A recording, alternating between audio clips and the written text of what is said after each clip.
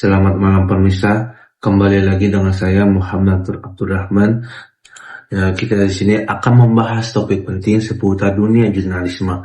Profesi jurnalis kerap disebut sebagai pilar keempat demokrasi setelah eksekutif, legislatif, dan yudikatif pemirsa. Mengapa tersebut? Karena tugas utama jurnalis adalah menyampaikan informasi dengan mengutamakan kebenaran, keakuratan, serta tanggung jawab sosialnya. Dalam dunia jurnalisme, ada beberapa prinsip yang tidak bisa ditawar-tawar. Jurnalis harus disiplin dan memverifikasi informasi, menjaga independensi dari pihak yang diberikan, setia kepada kepentingan publik, dan berani mengikuti suara hati nuraninya.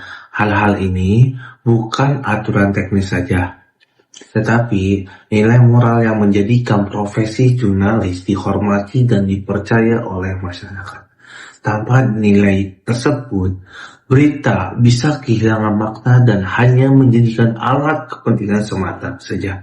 Sejarah jurnalisme di Indonesia sendiri sangat panjang pemirsa, dan penuh dinamika. Sejak masa kolonial Belanda, tempatnya tahun 1744, terbitlah Bataviaanse Novels. Itu merupakan cikal bakal media cetak di tanah air. Namun, pada saat itu, media hanya ditunjukkan untuk kelompok tertentu, bukan untuk khalayak luas, pemirsa, bukan sangat luas. Nah, situasi ini berubah ketika Tirto Hadisuryo menerbitkan surat kabar Medan Prijaji.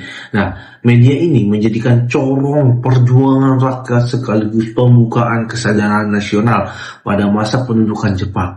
Media memang dipakai sebagai alat propaganda pemirsa, tetapi tetap berperan dalam menyebarkan kabar penting termasuk proklamasi kemerdekaan Indonesia tahun 1945. Nah, setelah merdeka, media ini berperan besar dalam menumbuhkan semangat nasionalismenya.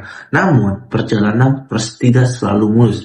Pada masa demokrasi terpimpin dan terutama di Orde Baru, kebebasan pers dibatasi ketat. Banyak media ditutup, jurnalis ditekan, bahkan suara kritis masyarakat kerap dibungkam. Baru setelah runtuhnya Orde Baru pada 1998, itu lahirlah Undang-Undang Nomor 40 Tahun 1999 tentang pers yang membuka babak baru kebebasan pers di Indonesia. Nah, undang-undang tersebut tidak hanya memberikan kebebasan saja, tetapi juga menekankan tanggung jawab. Wartawan berhak melindungi identitas narasumbernya, sementara masyarakat pun memiliki hak jawab dan hak koreksi jika merasa dirugikan oleh pemberitaan. Nah, artinya kebebasan pers ini harus berjalan seiringan dengan tanggung jawab sosialnya. Nah, selain undang-undang, jurnalis juga terikat dengan kode etik jurnalistik.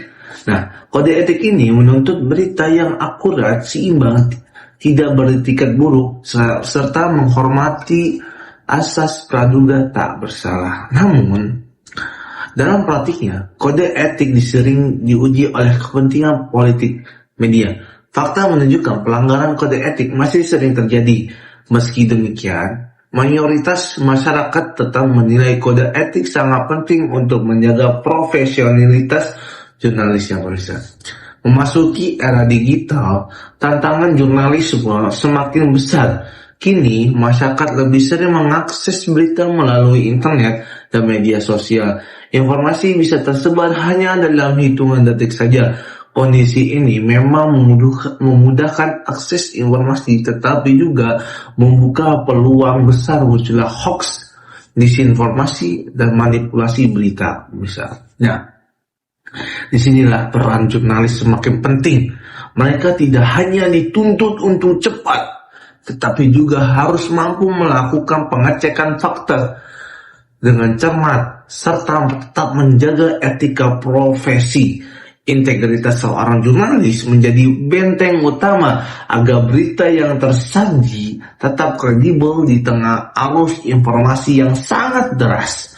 Perlu diingat pemirsa, jurnalis bukan hanya bekerja untuk media, tetapi juga memikul tanggung jawab kepada masyarakat luas. Nah, informasi yang mereka sajikan dapat mempengaruhi opini publik, membentuk sikap sosial, bahkan memberikan tekanan pada kebijakan pemerintahnya, pemirsa.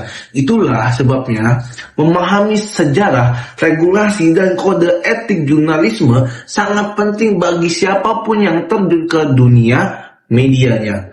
Nah, pemirsa, dari perjalanan panjang hingga tantangan di era digital, kita bisa melihat bahwa jurnalisme bukan sekadar pekerjaan saja, melainkan amanah besar yang harus diemban oleh jurnalis ini. Nah, jurnalis yang berintegrasi akan menjadi garda terdepan dalam menjaga demokrasinya, menyuarakan kebenaran, serta melindungi kepentingan masyarakat. Nah, demikian berita malam ini. Saya Muhammad Abdurrahman. Terima kasih atas perhatian Anda. Tetaplah kritis, bijak dalam menyaring informasi, dan terus mendukung.